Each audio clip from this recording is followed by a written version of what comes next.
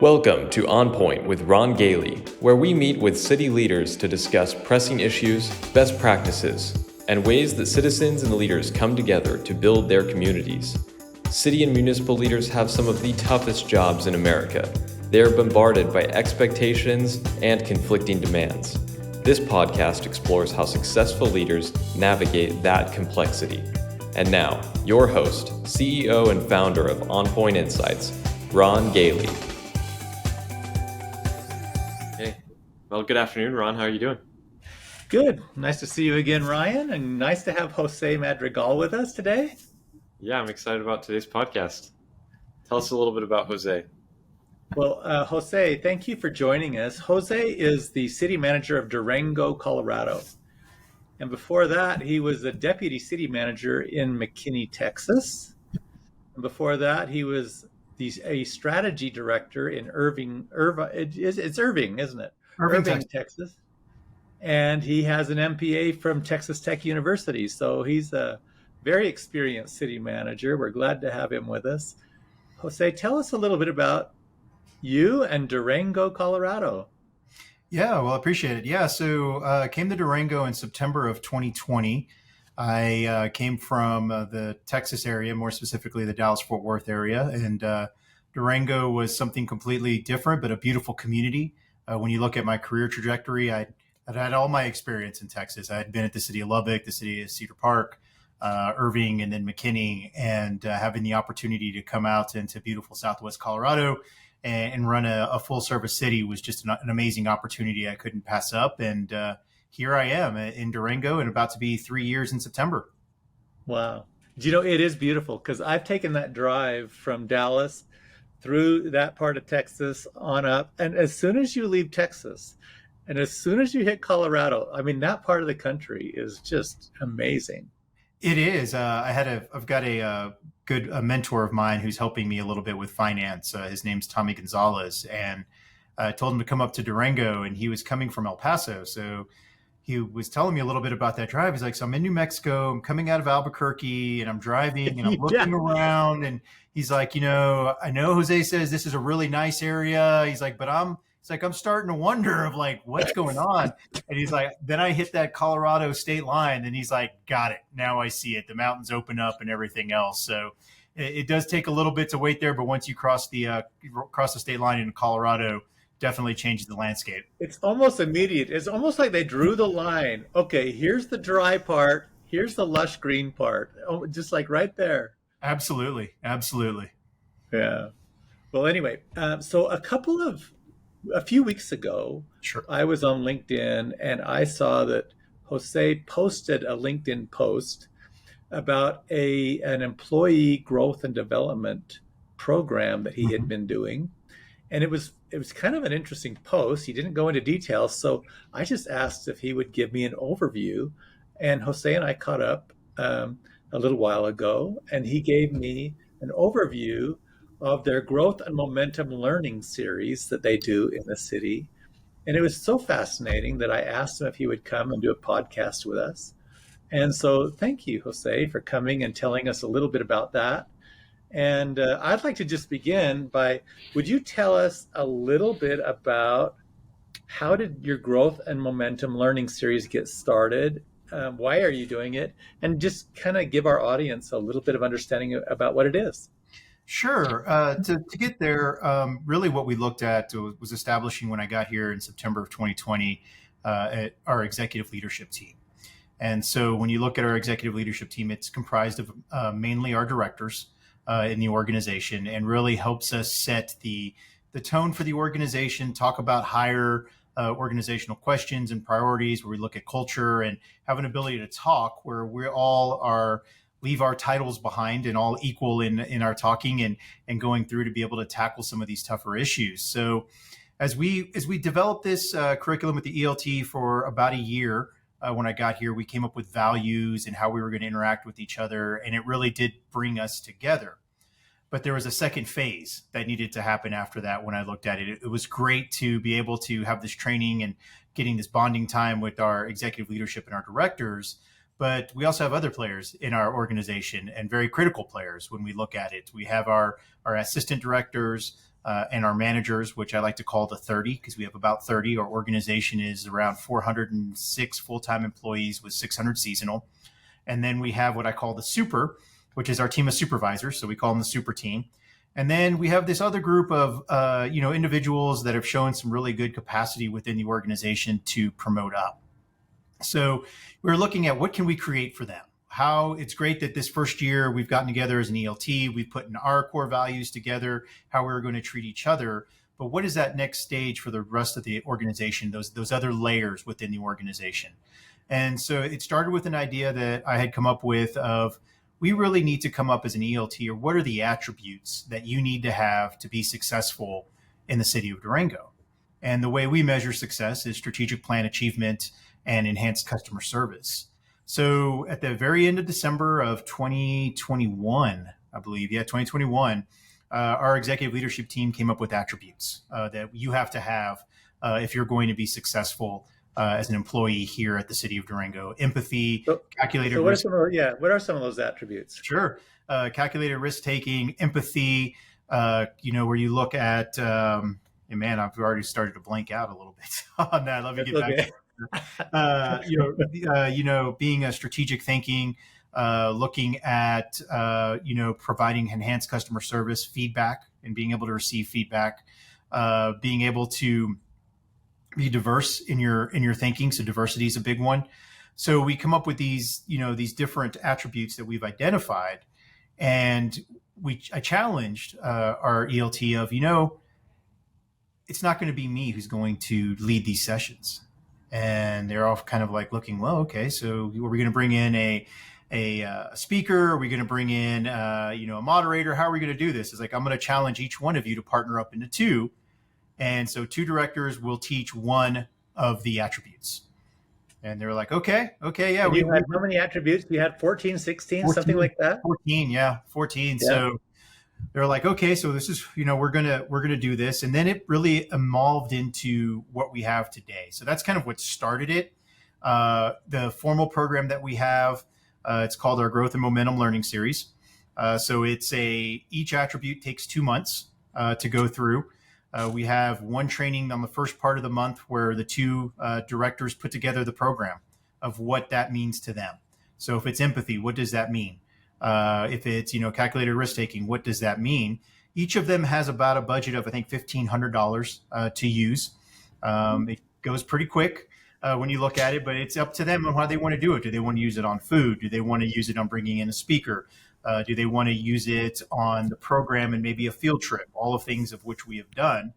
And so it gives them an opportunity to put into their perspective what that attribute means to them.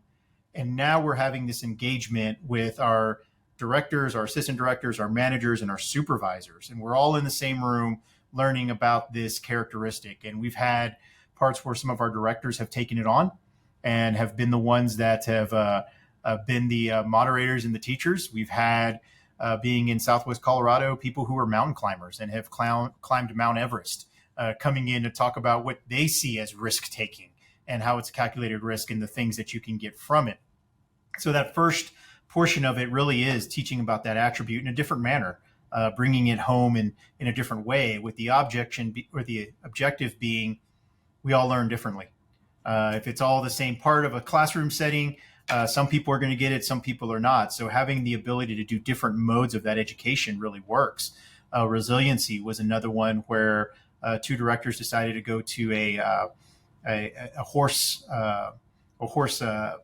farm. I'm going to call it that. I know they have a different term to it, but where there was a bunch of horses, and they were there to do rehabilitation for individuals who are going through high stress times. And really? It was a part of taking a look at the resiliency that they teach us and what we can learn from horses. And it was just a different way of bringing us together. So it's this program that goes through that first part of the first month. We go through whether it's that workshop, whether we do that field trip. And then the second part, we meet again for half a day and we really talk about what did we learn. And we have homework.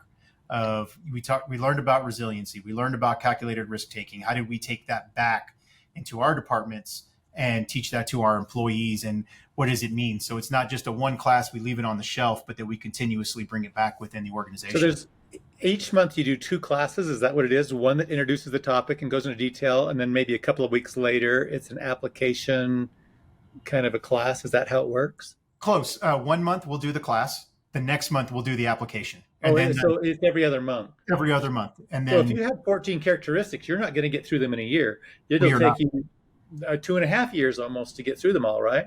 Absolutely. We're in year two. I think we have about four more attributes that we need to get through.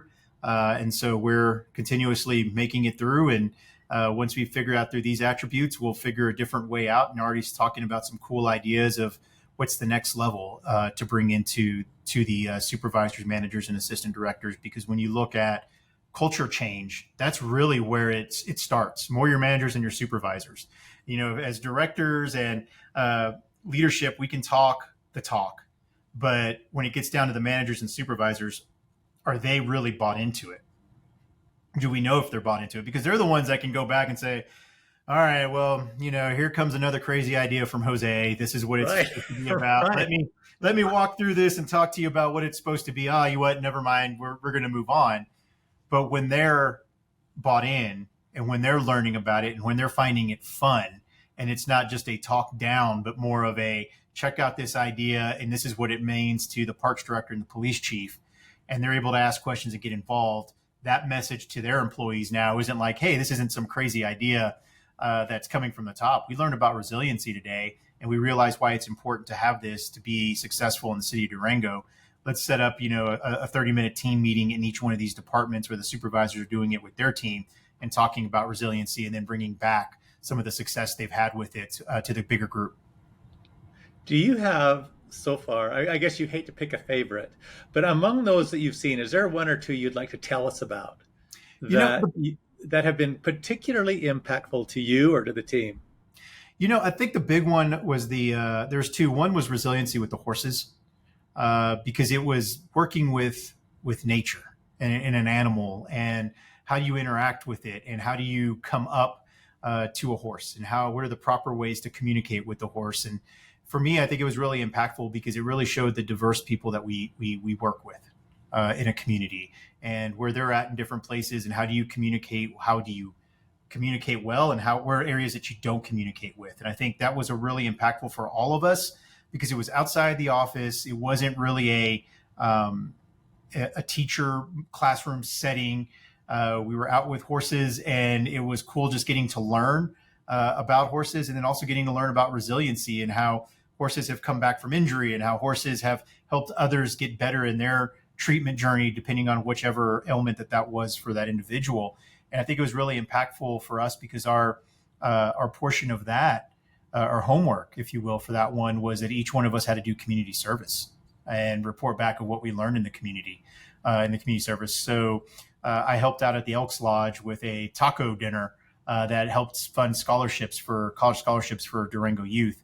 We had others that helped at Mana Soup Kitchen, which provides food for the homeless. And so there was just all other parts. People went to go to the Humane Society.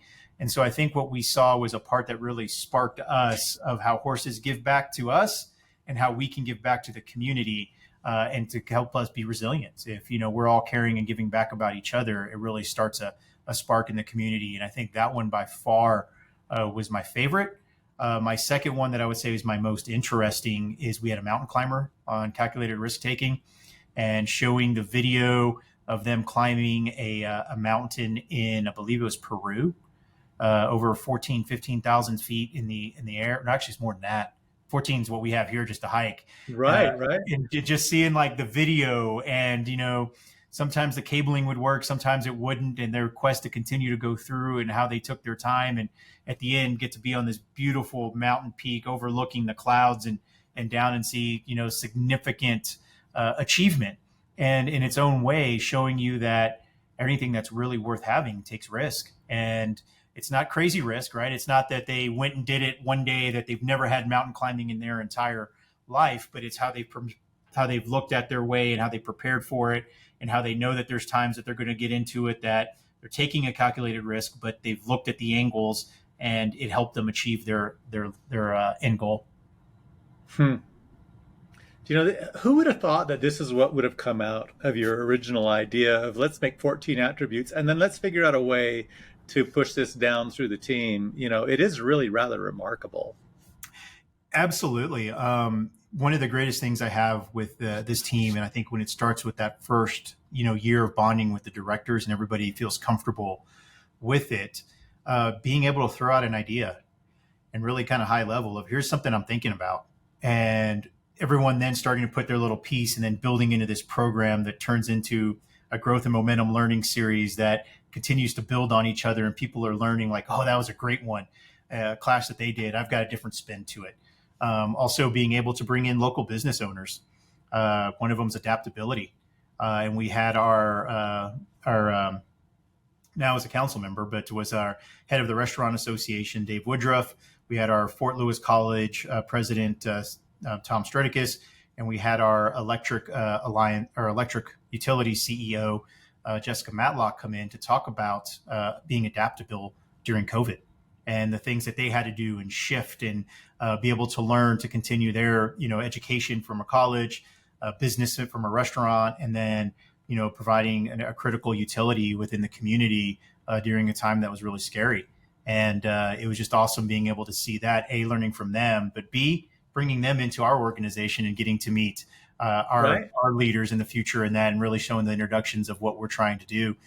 Just an awesome opportunity, things like that were not in the grand scheme of plans. I just had this idea, but the team and us getting together brought it together and really has really shown through. So this is like your chief of police was teaching one of these courses. Mm-hmm. Your fire chief was teaching a course, right? I mean, you're budgeting, I don't have a fire chief. We have a fire district, but yeah, we've had our police chief, parks director, aviation director, our finance director, our 911 director, just all different places, different gambits, different walks of life teaching these courses or leading these courses. I think it's just the most awesome thing. I think, so this one you have 4 more core topics to go through. So this is another 8 months, and then you'll be done. What do you see coming after this? That's the $64,000 question, right? There's always something more that can come through it. I think the growth and momentum learning series will continue to move through. We're always learning at things. I think kind of what I would look at as kind of a next section. We talked a little bit about it, feedback, and that's one that's coming through. And we've 2 directors, 14. We don't have 28 directors, so now we're actually having managers getting the opportunity to lead. And assistant directors. And we really got into feedback, and I think feedback's important. And if I look at what's that next phase, even just after feedback, is learning how to get feedback, how to take feedback, and how to receive feedback in a manner to achieve customer service, a higher level of customer service, and also, strategic plan achievement. Because I think when we look at governments continuously now, one of the things that we seem to always be criticized for is either the lack of feedback or engagement we have with the community.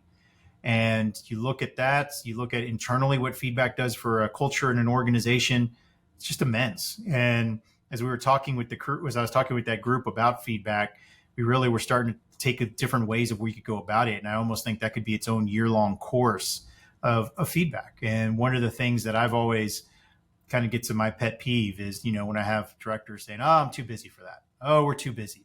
Oh, we're too busy. And I'm like, everyone likes to talk how they're busy. And that's true. Everyone really is busy. But when you, as a director and a leader in an organization, tell people subconsciously or consciously that you're so busy, what is the message of feedback is that receiving to your team? That, oh, they must be so busy that whatever question I have probably isn't important. And so I'm not going to bring that up. Well, that's a measure of feedback. And, how do we do it with our citizens, and the feedback that we get through there? So beginning to kind of put some notes down and try to see what feedback and all the different facets in which we can get that from, and meaningful feedback. And that might be the next phase for this GMLS for sure. Well, something about feedback is it can help you get busy on the right things. Sometimes we're busy on things that don't necessarily mean the most to constituents or or to our team or whatever. So if we want to be busy on the right things, we need feedback. Yeah, that's right on point. There's that other part of like legacy processes that we always do. And sometimes you're like, why do we do this? And you trace it back. And it was like 2 finance directors ago, like 30 years ago, this was the way they wanted to do a timesheet. And guess what? We've just been doing it the entire way. Why? I don't know, just because that's the way we've always done it. And it's that kind of feedback of like, okay, getting back to the root of, is this really what may have worked 30 years ago, but is that really what we need to be focusing on and spending time and resources on now? Yeah. Jose, if you were to give advice to another city manager who hears this and thought about maybe doing something similar, like what are a few tips or points you'd give that person? It takes time. I think sometimes as city managers and even me, younger in my career, it's let's start a program and go. Tomorrow, let's do it. We're going to put this together and we're going to go. And it really has to originate within the organization. The ELT, that team building was mine. That was something that I spurned and that I kept going. But without that, those 12 months, that year of getting together, working on it, building that relationship, building that trust, the GMLS would not have happened. It's so many layers down in the organization that need to be brought in together. You really need buy-off with your directors. And if I try to come off like day one of, hey, I'm going to do this GMLS and we're going to talk about these attributes and we're going to do Everybody this. has a responsibility, right? Yeah, and everyone's like, whoa, wait a minute. Why are we doing this? What's going on? But letting them go through the process and those attributes coming from them, not me, of here are the 14, they came up with them and we all agreed on them. It really brought in that buy-in. And when I look at GMLS, it's a learning program, which I think is amazing and awesome. But I also look at it as a cultural program. It really is beginning to lay that backbone of a culture of an organization. And you have to have time and patience with it to really get it to ferment and stick. Otherwise, you get that part of like, oh, this is just today's thing. Next month, it'll go away.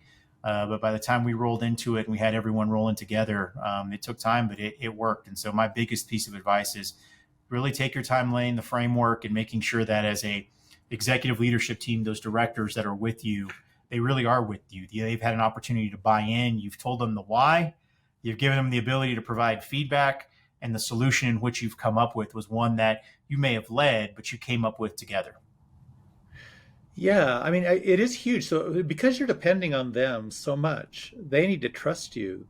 They need to be behind you, right? And if that is not in place yet, you'd watch it fail pretty quick, I think, right? For sure. I mean, there's always opportunities. Unfortunately, failure is really easy. Someone's going to be like, oh, okay, I'm the first one up. I'm going to do something. I'm going to put together a PowerPoint. We're going to go through this and I'm not excited about it, but I'm just doing what the boss tells me to do. Well, that enthusiasm passes down. But when you see two, people come in and take it, and the first one's like, I'm bringing in a local business owner of a brewery that's going to talk to us about customer service. And, you're next. You're the next 2 directors that are coming up. It's causing everyone to raise their game, but that only happens when people are interested in it. If it comes in at the very beginning of, oh, I'm just going to do the boring PowerPoint. Well, guess what the next 2 are going to do? Oh, we'll do the same thing. That's the boring PowerPoint. I'm here because I have to be too as well. Yeah, absolutely. Yeah. And so it really has to get that energy, and you've got to get them going at it, and they've got to have something they feel is them also in these attributes. If you were to do anything over or differently the second time, what are a couple of things you might change about your program? It's a tough one because I was kind of preparing myself. I bet this would be a question that would come up. Yeah. Maybe lower the number of attributes if I would do it. 14, it's a lot, and it does take a substantial amount of time. And knowing that this is kind of how it would morph into, maybe it would have been better to have 7, maybe 5, something to get done in a year. Was it something I would take back? No, I like the way that it's going, but looking at what I know now, I might would have, trimmed it down a little bit. Yeah, and even if you got her down to say 8 or something, I mean, it's just that you'd be finished now after a couple of years instead of continuing on, right? Well, absolutely. And at the first part, when we talked about it, these 14, we were like, oh, we could do like 1 a month. And the biggest, part of that we locked into it is like, we don't want to go so fast that it loses its momentum. in regards to the impact, that we need to give people a time to let it sink in, think about it, and then have them come back is, I think, really also the most important part.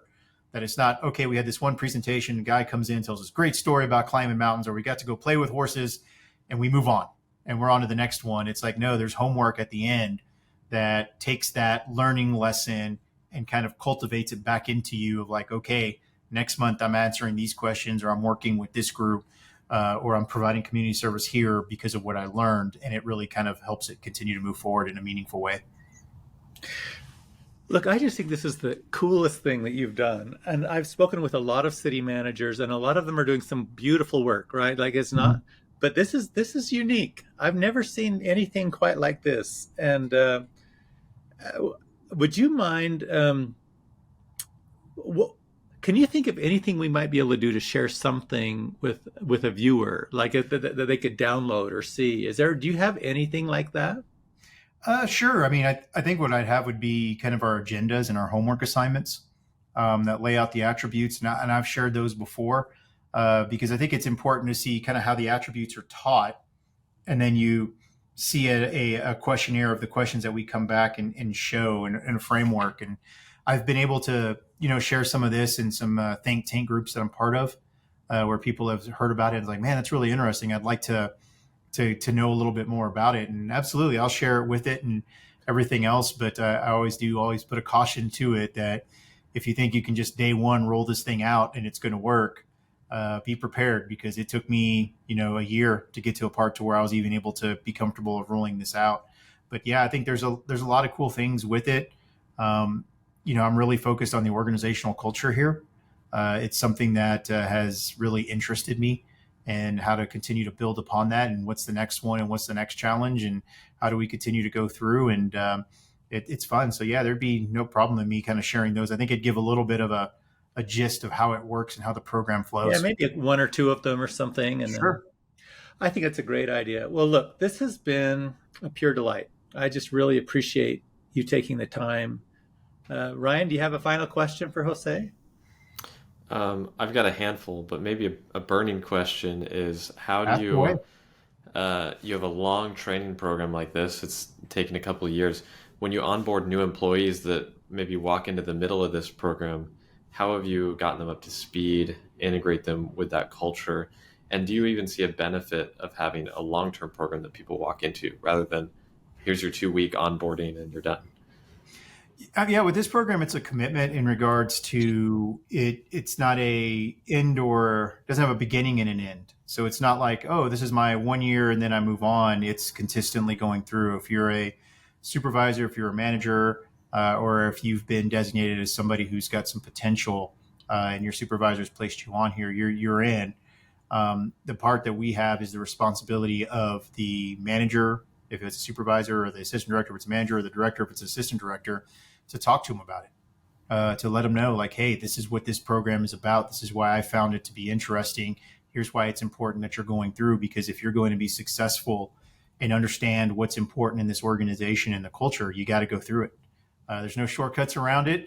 Your career, we're investing in your career just as much as we're, asking you to invest your trust in us, that it gives back. And so, you can come in at the middle of the course, or you may come in a year and we've already moved on past the attributes, where we'll share onto them and we'll have a different training curriculum course with it.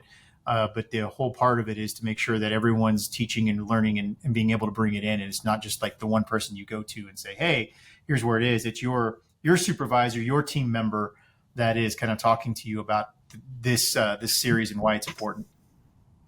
That sounds like a really great way to integrate someone into a team. Thanks. Absolutely. I think it is. Yeah. We've had some really good compliments on it, of like, this is really cool. One of the things on LinkedIn that I will say that has been unanticipated is I know people watch it. I know people see it. And sometimes it gets a little, sometimes people are just putting quotes of the day. For myself, I look at LinkedIn in my posts to really be a view from a recruiting window of what it is that we're working on and our culture. So if somebody's looking at what is the city of Durango about, they can see me on LinkedIn, they can see our GMLS, they can see some of the employee shout outs Very rarely is it about a quote, and that's okay for people to do that, but that's just not the impact that I've seen. And what I have seen from it just on my LinkedIn is we've had other businesses in the community already reach out and say, hey, I'd love my CEO to be a part of this. How do I get him a part? And So have to kind of cool. talk through them and bring it into it. Or, I knew there was this position open in Durango. I saw a little bit on this GMLS. I'm really interested in it. And people asking that in their interview, like, what is this Right. about? How does this work? Or, you really do a lot of employee shout outs. And so I think that's where you can really use LinkedIn to what I think it was about, is really performing and showing your organization in a recruitment tool some of the really cool things that you get to work in program. So it has a specific use for me is as people are doing their research, they'll see what we're about here. I will notice that when I was looking at it, it wasn't all about you. And some people do, look at me here and look at me there, or whatever. And nothing wrong with that. But yours was not. Yours was about the team, the group, the direction everyone was headed. I thought it was great. Trying to get people energized, right? And making them want to be part of the city. Right. And going through, you're always looking, I think, for, municipal organizations, recruitment's a big thing. How are you getting employees through the door? Job descriptions start all looking alike. Everyone tries to change it differently, but, come work for a team-oriented, challenging environment. That's on everybody's. Come, work and see where this is at. And me, I look at it as like, well, if I can give them a sneak peek as they're looking through more than just the job description of what are we getting to do, you're going to see what Durango's about in my LinkedIn posts. Well, Jose, this has been the best. I sure appreciate you taking the time. Any final thoughts for anything, or have we covered it like you'd like? Yeah, I mean, I think we've covered it. I would just say, from my side, the challenge is, check back in 6 months and see what we're doing. We're going to continue to find new programs. I'd love to. New programs and new ways to reach out and really extend the culture in some different ways. It's interesting. We have another podcast coming up. It'll be a couple of weeks from now, and it's from he's not a senior level person. He's in the mid levels, working for the organization, and lamenting a little bit that the goals, the vision, where we're going as an organization was not in place. So it'll be interesting to juxtapose, one that has really tried to get everybody swimming the same direction, rowing the same way, versus another one who feels that they're kind of alone. And it's so tough. Well done. Yeah, I appreciate it. It's tough. And I think one of the challenges here is when you come in an organization is to continue the momentum, right? Like you come in, and it all started when I got here with the culture and organization. And in my mind, I'm always taking notes of what's next. What are things that we need to work on? What are some cool things that we can go through? I do feel sometimes for people that have reached out to me that are city managers that have been in an organization for 10 years, and they're like, I really like to start a program like this. I don't know if I wouldn't say it's impossible, but, changing a culture once you've said it and you've been there in a while, sometimes it's hard to throw something new out there and get that energy, especially if it's something completely different, because, your employees see who you are. They get a part of it and they're like, oh, okay, this doesn't really fit into the category of this. And, here, the employees know it's like, okay, Jose's going to come up with something next. And I don't know what it's going to be next, but let's see. And it does, energize us, I believe. Fascinating point. Well said. Well, okay. Hey, I think we'll call it quits. Well done. Thanks for listening. If you found this discussion valuable, please consider subscribing and sharing with others. If you have a topic or question you'd like to hear us discuss in our next episode, leave a comment or send us an email. It's podcast@onpointe-insights.com. See you next time.